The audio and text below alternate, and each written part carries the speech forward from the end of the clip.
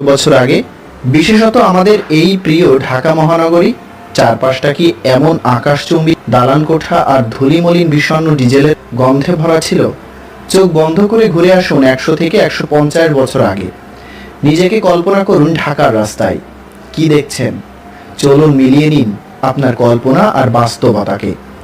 আজ আমরা ঢাকার যে ছবিগুলো দেখব, সেই ছবিগুলোর কিছু চার্লস ডয়েলের আঁকা 1808 থেকে 1811 সালের দিকে। পরবর্তীতে 1814 এবং 1827 সালে দ্য এন্টিক অব ঢাকা নামে 4টি ভলিউম আকারে প্রকাশ পায় ছবিগুলো।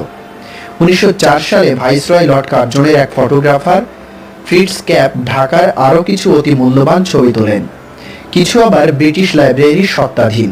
তো তার আগে ইতিহাসের এমন ঘটনা নিয়মিত পেতে আমার চ্যানেলটি সাবস্ক্রাইব করে পাশে থাকা বেল আইকনের অল নোটিফিকেশনে ক্লিক করে দিন। লালবাগ কেল্লা। লালবাগ কেল্লা মুঘল সাম্রাজ্যের অন্যতম নিদর্শন। এটা যতটা না সামরিক